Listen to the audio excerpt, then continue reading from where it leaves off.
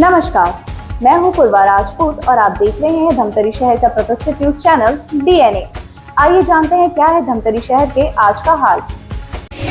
मराठा समाज भवन में एक दिवसीय मुंशी प्रेमचंद की अमर रचनाओं का कार्यक्रम आयोजित किया गया, जिसमें शाश्वत उत्सर्ग युग थिएटर के द्वारा मुंशी प्रेमचंद के जीवन पर आधारित नाट्य का प्रदर्शन किया गया। मुंशी प्रेमचंद जी की जीवन कहानी के नाट्य को देखने पहुंचे लोगों ने तालियों से स्वागत किया। नाट्य में शाश्वत उत्सर्ग युग थिएटर के द्वारा बड़े भाई साहब और बड़े बाप की बेटी का नाटक प्रदर्शन किया गया। नाट्य देखने पहुंचे लोगों ने कहा कि बड़े भाई साहब की नाटक में शाश्वत उत्सर्ग युग थिएटर के द्वारा बहुत ही अच्छा नाटक प्रदर्शन किया गया। नाट्य में शिक्षा की व्यवस्था पर एक सीख भी दी गई है।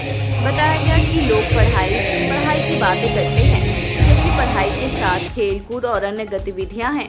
अगर इन सबको सम्मिलित रूप से लेकर चले तो एक शिक्षा की समग्र और सर्वांगीण विकास की ओर अग्रसर होगी।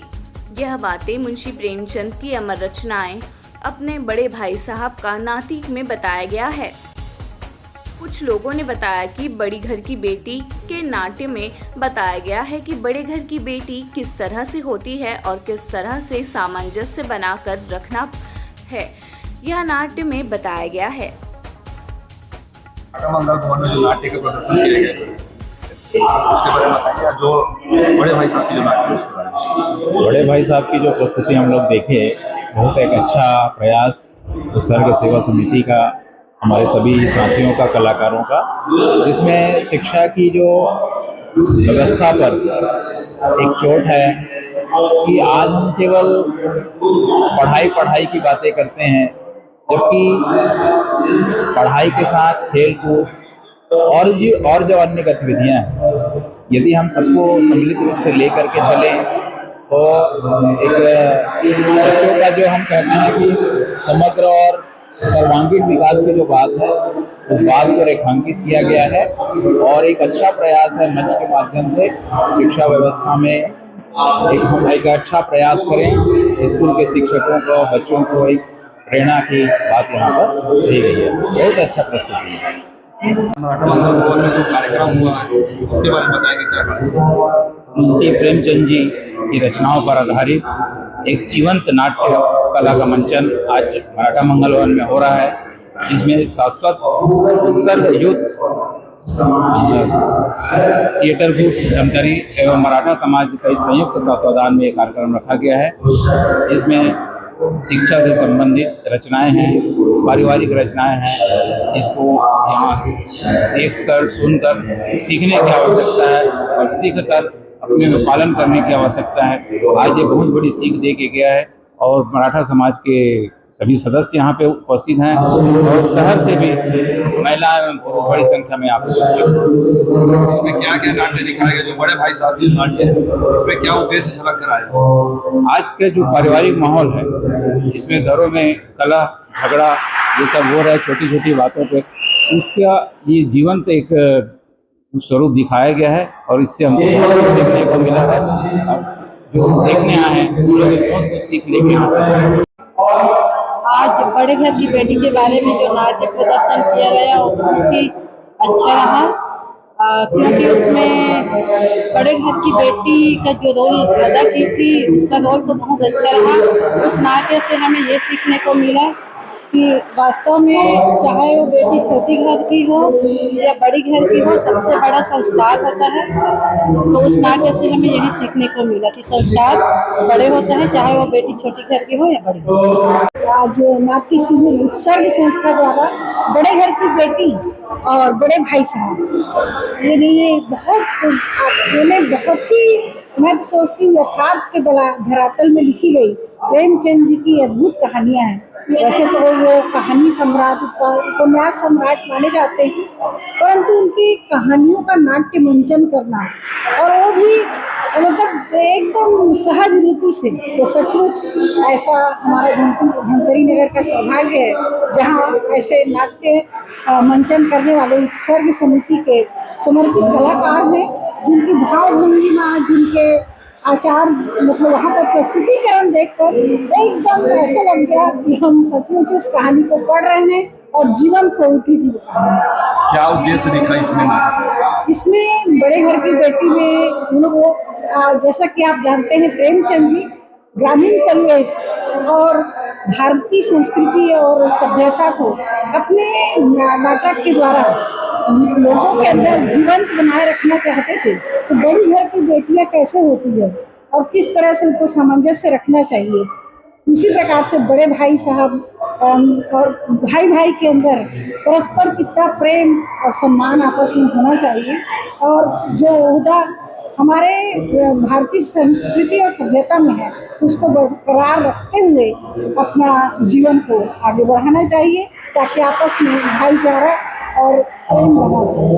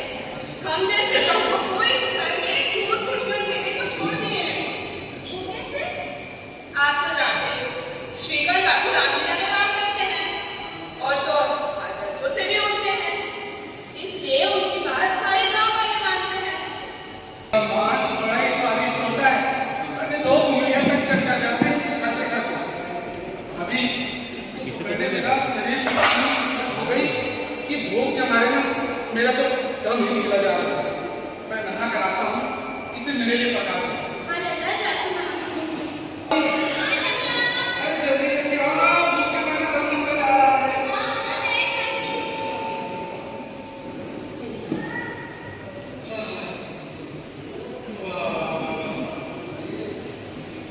भोजन तो बड़ा ही स्वादिष्ट दिख रहा है।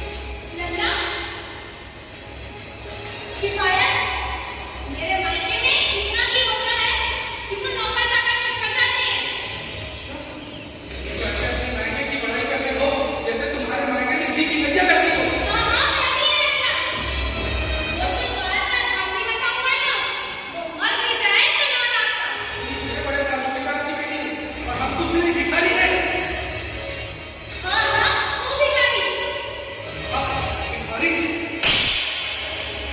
दुकान बना बड़ी आई भिखारी कहने वाली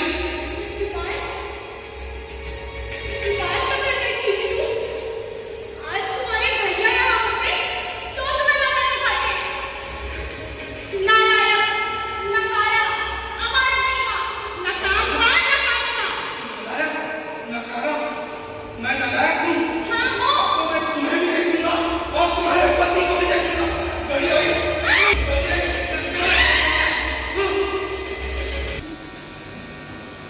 आंटी तुम्हारे झगड़े के बारे में सुनकर हमें अच्छा नहीं लगा क्यों अनुभव आती क्यों अनुभव आती अगर किसी का पति घर में ना हो तो उसे इस तरह व्यवहार करना कहाँ की सज्जनता है कैसे भाभी कहते हो भाभी देखो आनंदी बुरा मत मानना तुम्हारे गले के लिए कहती हूँ आज तुम्हारा पति तुम्हारे साथ रहता तो तुम्हारी केवल इतनी हिम्मत ना होती कि तुम्हारे साथ ऐसा व्यवहार करता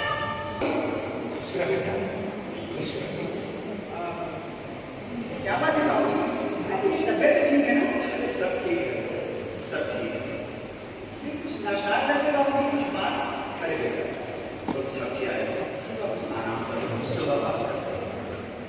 और बाबू जी वो आंटी और लड़का नजर नहीं आ रहा है? अरे दोनों है बेटा मेरा। अच्छा भैया अल्लाह आप अभी को समझा दीजिएगा इस तरह बड़ों के मुंह न लगे वरना एक दिन अनर्थ हो जाएगा ना हो जाएगा आखिर बाबू जी आखिर बात क्या हुई? हाँ बेटा ये बेटी और स्त्रियों का पुरुष कैसे दूर रखना अच्छी बात नहीं है समझा दो उसे लेकिन बाबू जी आप लोग मुझे कुछ बताए नहीं। अरे वो अपने बहुत बड़े तालुकेदार की बेटी है तो क्या हुआ हम भी कोई भिखारी नहीं है बाबूजी आखिर बात क्या हुई है? नल्ला मुझे साफ साफ बताओ। भैया बात बात में अपने मायके के सामने हमको नीचे दिखाते रहती है बस बात इतनी सी है अच्छा अच्छा लल्ला तुम शांत रहो बाबूजी इसे समझाओ और मैं अभी जाकर आनंदी से बात करता हूँ। अरे उसे समझा बेटा उसे समझा बाबूजी आप तो ठीक है मैं जाकर आनंदी से बात करता हूँ। 2 दिन बाहर हो आनंदी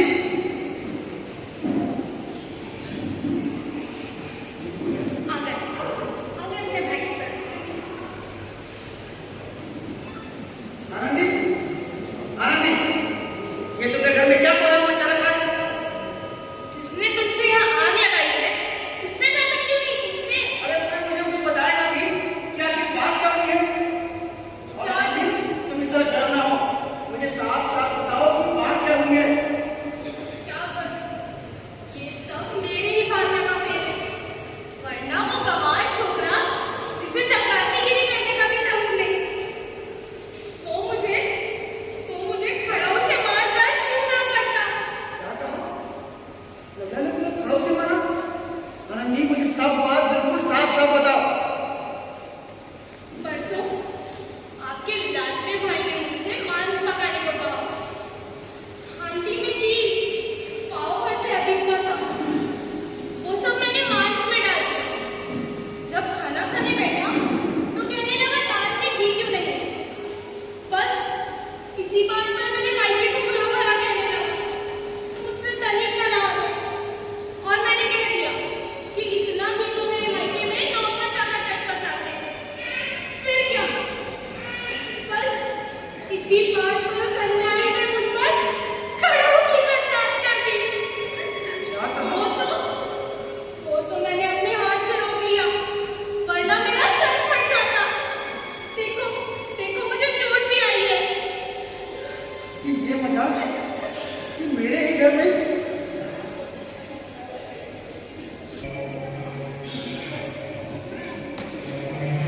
बाबूजी बाबूजी क्या बात है बेटा बाबूजी अब इस मेरे घर में विराम नहीं होगा। क्या हुआ बेटा वो इसलिए बाबूजी कि मुझे अपनी मान और प्रतिष्ठा का ध्यान है। अब इस घर में हर तरह विमान का प्रकोप हो रहा है जिन्हें बड़ों का आदर और सम्मान करना चाहिए वे उनके सर कर रहे हैं। बाबूजी मैं थोड़े दूसरे के घर का नौकर और यहाँ मेरे ही पीछे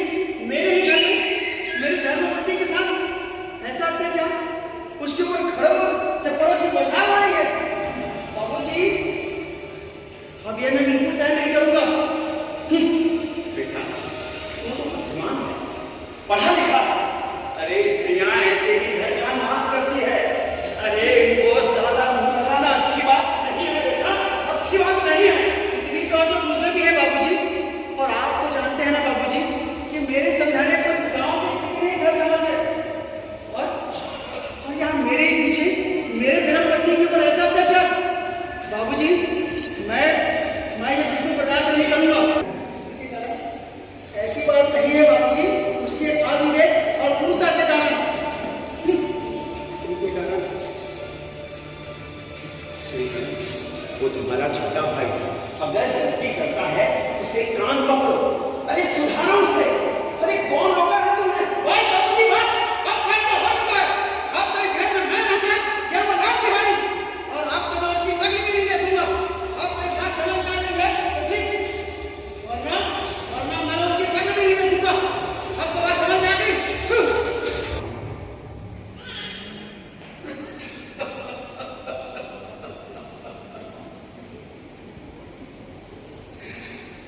भैया मैं अपराधी हूँ, मैं अपराधी हूँ। जो नहीं, जिस भैया ने मुझे इतना स्नेह दिया,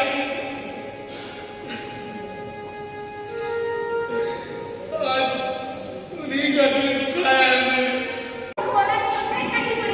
अरे इस बार नहीं मरेंगे।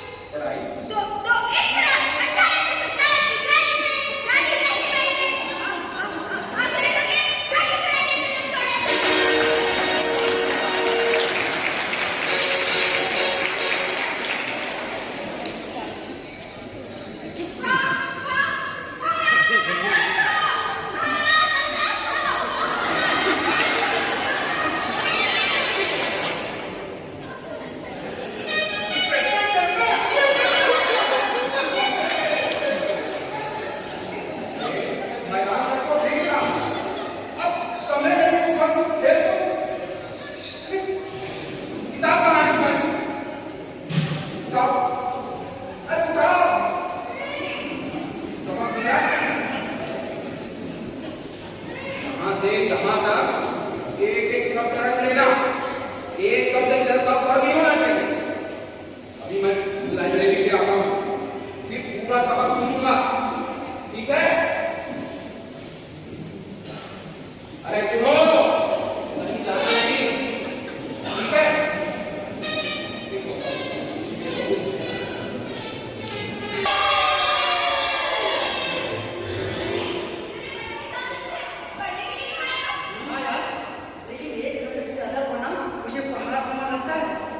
तो मैं हॉस्टल छोड़कर तुम सब खेलने आ जाता हूँ।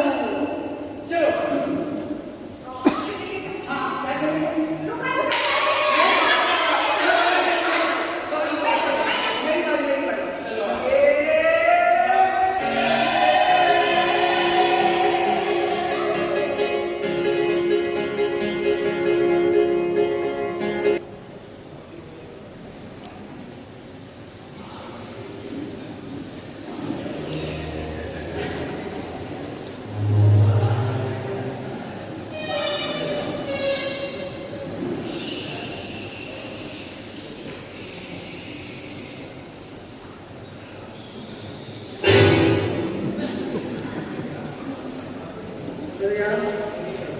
कमरे में जो बड़े भाई साहब बैठे हैं, क्या करें?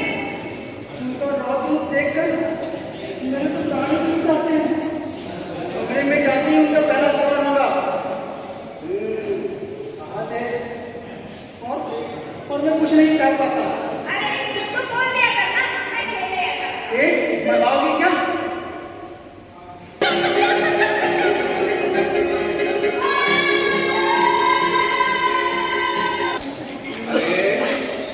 देखते नहीं मैं कितनी मेहनत करता हूँ, कितनी पढ़ाई करता हूँ। अरे कितने मेहनत से होते हैं यहाँ, मुझे तो भी देखा है जाके। अब देखो यार, रोज रात दिन पढ़ते रहता हूँ और उसके बाद भी एक कक्षा पास करने के लिए मुझे 2-3 साल लग जाते हैं। अब तुम कैसे सोच सकते हो कि यूं खेल कूद के तुम कक्षा में पास हो जाओगे? अरे तुम ऐसे बर्बाद कर रहे हो। अरे यूं तुम्हारी उम्र जवानी है ना, तो गाँव चले जाओ। अरे गाँव खेलते रहना तो नहीं करना कच्चे। दादाजी की गाड़ी कमाई के रुपए क्यों बर्बाद करते हो? अरे जाओ और सुनो, खाना खाने मैच में आ जाना।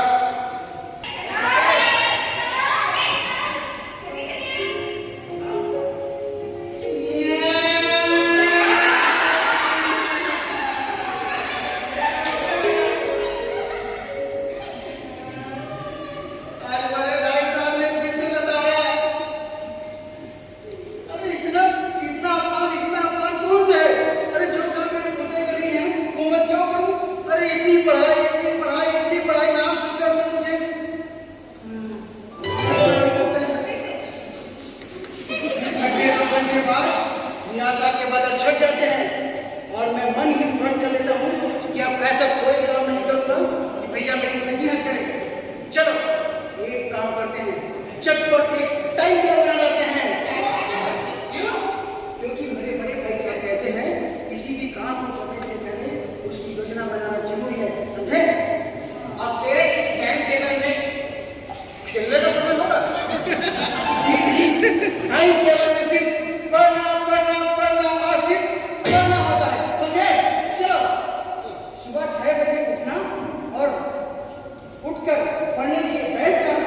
6 से 7 संस्कृत और 7 से 8 गणित।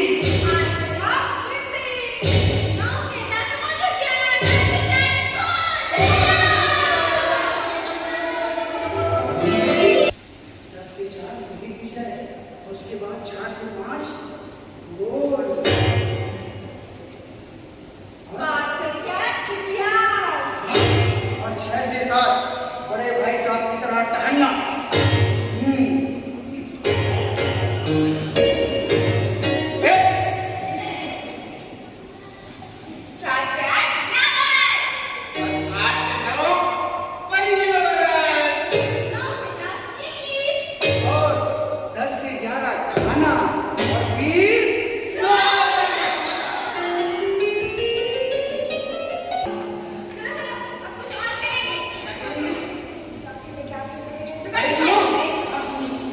वार्षिक परीक्षा का रिजल्ट आने वाला है।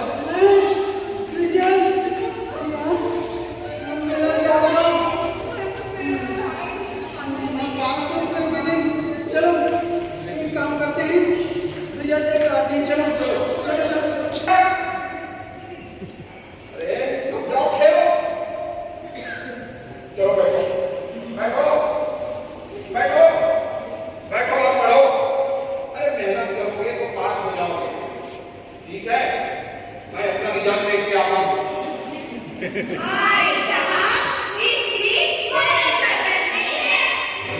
क्यों?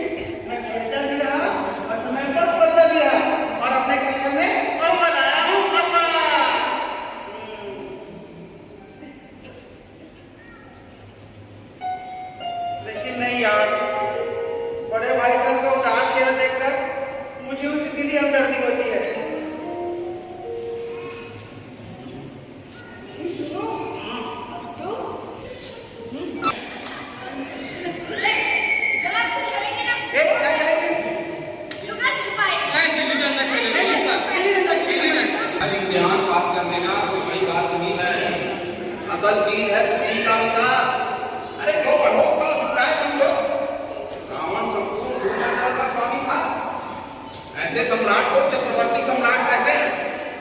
अरे आजकल अंग्रेजों का भी साम्राज्य विस्तार हुआ है, लेकिन उन्हें चक्रवर्ती सम्राट नहीं कह सकते, क्योंकि अनेक देश उनके गुलाम नहीं है। लेकिन रावण संपूर्ण भूमंडल का स्वामी था। हर एक राजा उसे कर देते थे। अरे बड़े-बड़े देवता उसकी गुलामी करते थे। पानी के देवता उसके दास थे दास। लेकिन उसका अंत क्या हुआ? घमंड ने उसका सर्वस्व नाश कर दिया।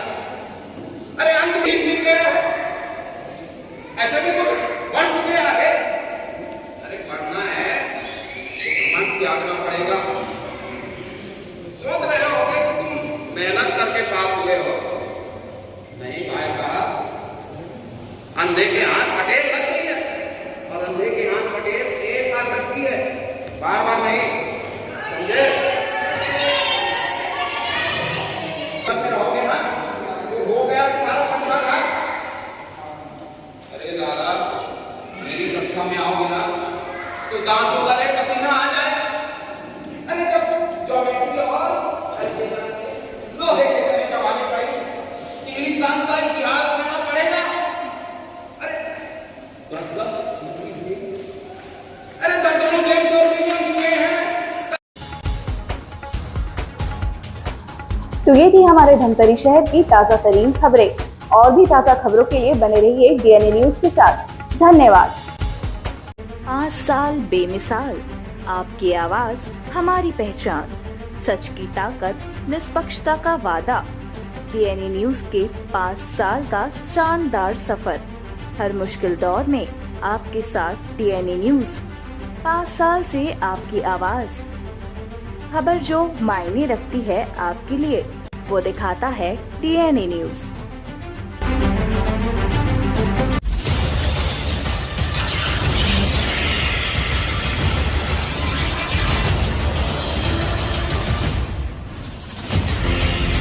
DNI न्यूज, धमतरी का नंबर 1 न्यूज चैनल। अब देखिए HD में,